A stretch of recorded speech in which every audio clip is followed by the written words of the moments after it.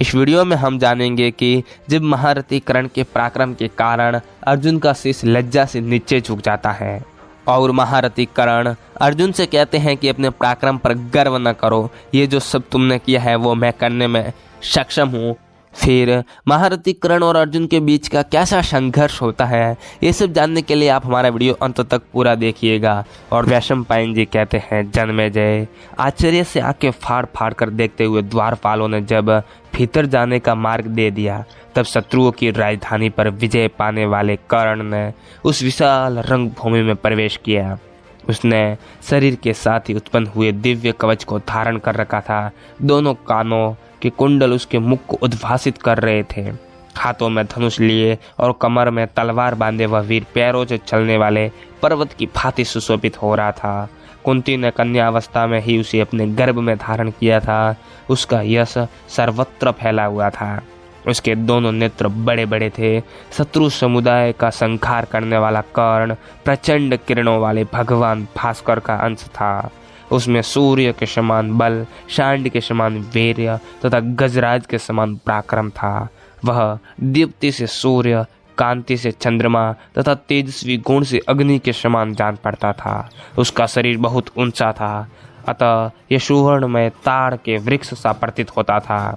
उसके अंगों की गठन सिंह जैसी जान पड़ती थी। उसमें असंख्य गुण थे। उसकी तरुण अवस्था थी। वह साक्षात भगवान सूर्य से उत्पन्न हुआ था, अतः दिव्य शोभा से संपन्न था। उस महाबाहु कर्ण ने रंग मंडप में सब और दृष्टि डालकर द्रोणाचार्य और कृपाचार्य को इस प्रकार प्रणाम किया मानो उनके प्रति उनके मन में अधिक आदर का भाव न हो।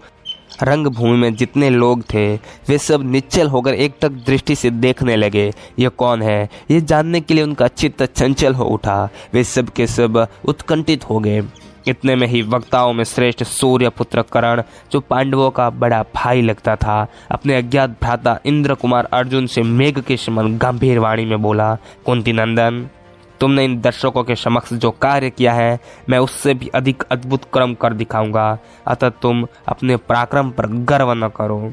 वक्ताओं, श्रेष्ठ जन्मेजय, कर्ण की बात अभी पूरी ही न हो पाई थी कि सब और से मनुष्य तुरंत उठकर खड़े हो गए, मानो उन्हें किसी यंत्र से एक साथ उठा दिया गया है।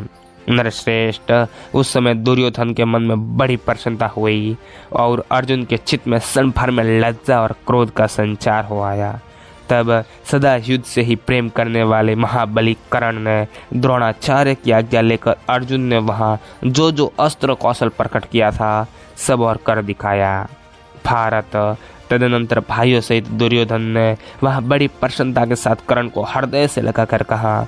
दुर्योधन बोला, महाभाव, तुम्हारा स्वागत है मानद, तुम यहाँ पधारे, यह हमारे लिए बड़े सौभाग्य की बात है। मैं तथा कौरवों का यह राज्य सब तुम्हारे हैं, तुम इनका यथेष्ट उपभोग करो।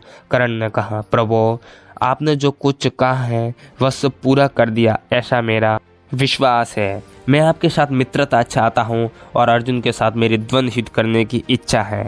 दुर्योधन बोला, शत्रुदमन, तुम मेरे साथ उत्तम भोग भोगो, अपने भाई बंधुओं का वीर्य करो और समस्त शत्रुओं के मस्तक पर पैर रखो। वैशंपायन जी कहते हैं, जन्मेजय, उस समय अर्जुन ने अपने आप को कर्ण द्वारा तिरस्कृत सा मानकर दुर्योधन आदि 100 भाइयों के बीच में अविचल से खड़े हुए कर्ण को संबोधित करके कहा। अर्जुन बोले, कर्ण, बिना बुलाए आने वालों और बिना बुलाए बोलने वालों को जो निंदनीय लोक प्राप्त होते हैं, मेरे द्वारा मारे जाने पर तुम उन्हीं लोकों में जाओगे। कर्ण ने कहा, अर्जुन, यह रंग मंडप तो सबके लिए साधारण है, इसमें तुम्हारा क्या लगा है? जो बल और पराक्रम में श्रेष्ठ होते हैं वे ही राजा कहलाने योग्य हैं। धर्म भी बल का ही अनुसरण करता है। भारत, आक्षेप करना तो दुर्बलों का प्रयास है, इससे क्या लाभ है? साहस हो तो बाणों से बातचीत करो। मैं आज तुम्हारे गुरु के सामने ही बाणों द्वारा तुम्हारा सिर धड़ से अलग कर देता हूँ। वैशंपायन जी कहते हैं, राजन, तदनंतर शत्रुओं के नगर को जीतने वाले कुंती नंदन अर्जुन आचार्य द्रोण की आज्ञा ले तुरंत अपने भाइयों से गले मिलकर युद्ध के लिए कर्ण की ओर बढ़े। तब भाइयों से दुर्योधन ने भी धनुष बांध ले युद्ध के लिए तैयार खड़े हुए कर्ण का आलिंगन किया। उस समय बक पंक्तियों के व्यस से हास्य की छटा बिखेरने वाले बादलों ने बिजली की चमक, गड़गड़ाहट और इंद्रधनुष के साथ समूचे आकाश को ढक दिया।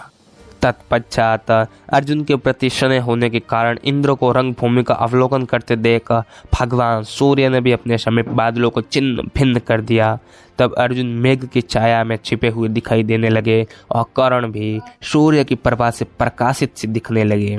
धृतराष्ट्र के पुत्र जिस ओर कर्ण था उसी ओर खड़े हुए थे तथा द्रोणाचार्य, कृपाचार्य और भीष्म जिधर अर्जुन थे उस ओर खड़े थे। रंगभूमि के पुरुषों और स्त्रियों में भी कर्ण और अर्जुन को लेकर दो दल हो गए थे।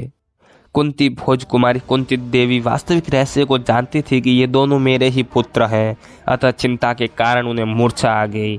उन्हें इस प्रकार मूर्छा में पड़ी हुई देख सब धर्मों के ज्ञाता विदुर जी ने दासियों द्वारा चंदन मिश्रित जल छिड़कवा कर होश में लाने की चेष्टा की।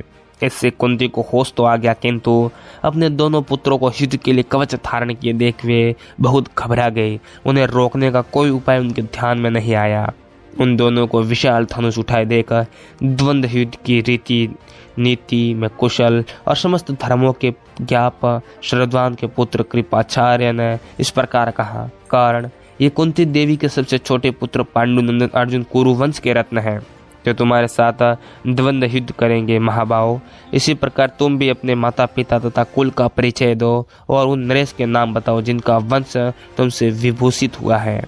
इसे जान लेने के बाद यह निश्चय होगा कि अर्जुन तुम्हारे साथ युद्ध करेंगे या नहीं, क्योंकि राजकुमार नीच कुल और हीन आचार विचार वाले लोगों के साथ युद्ध नहीं करते। वैशंपायन जी कहते हैं, जन्मेजय, कृपाचार्य के योग कहने पर कर्ण का मुख लज्जा से नीचे झुक गया। जैसे वर्षा के पानी से भीगकर कमल मुरझा जाता है, उसी प्रकार कर्ण का मुंह म्लान हो गया। तब दुर्योधन ने कहा, आचार्य, शास्त्रीय सिद्धांत के अनुसार राजाओं की 3 योनियां हैं, उत्तम कुल में उत्पन्न पुरुष, सूरवीर तथा सेनापति। अतः सूरवीर होने के कारण कर्ण भी राजा ही हैं। यदि ये अर्जुन राजा से भिन्न पुरुष के साथ रणभूमि में लड़ना नहीं चाहते तो मैं कर्ण को इसी समय अंग देश के राज्य पर अभिषिक्त करता हूँ। वैशंपायन जी कहते हैं, राजन, तदनंतर दुर्योधन ने राजा धृतराष्ट्र और गंगानंदन भीष्म की आज्ञा ले ब्राह्मणों द्वारा अभिषेक का सामान मंगवाया। फिर उसी समय महाबली एवं महारथी कर्ण को सोने के सिंहासन पर बिठाकर मंत्रवेत्ता ब्राह्मणों ने लावा और फूलों से युक्त सुवर्णमय कलशों के जल से अंग देश के राज्य पर अभिषिक्त किया। तब मुकुट, हार, केयूर, कंगन, अंगन, राज्य चिन्ह तथा अन्य शुभ आभूषणों से विभूषित हो छत्र, चंवर तथा जय जयकार के साथ राज्य श्री से सुशोभित होने लगा। फिर ब्राह्मणों से समादृत हो राज कर्ण ने उन्हें असीम धन प्रदान किया। राजन, उस समय उसने कुरुश्रेष्ठ दुर्योधन से कहा, नृप शिरोमणि, आपने मुझे जो यह राज्य प्रदान किया है इसके अनुरूप मैं आपको क्या भेंट दूं? बताइए, आप जैसा कहेंगे वैसा ही करूंगा। यह सुनकर दुर्योधन ने कहा, अंगराज, मैं तुम्हारे साथ ऐसी मित्रता चाहता हूँ जिसका कभी अंत न हो। उसके यूं कहने पर कर्ण तथास्तु कहकर उसके साथ मैत्री कर ली। फिर वे दोनों बड़े हर्ष से एक दूसरे को हृदय से लगाकर आनंद मग्न हो गए। इस वीडियो में इतना ही। ये वीडियो आपको कैसा लगा आप हमें कमेंट करके जरूर बताइएगा। और अभी तक आपने हमारे चैनल को सब्सक्राइब नहीं किया तो सब्सक्राइब कर लें और पास में बेल आइकन को भी दबा दें, ताकि जैसे ही हम वीडियो अपलोड करें उसकी नोटिफिकेशन आपके पास सबसे पहले पहुंच जाए।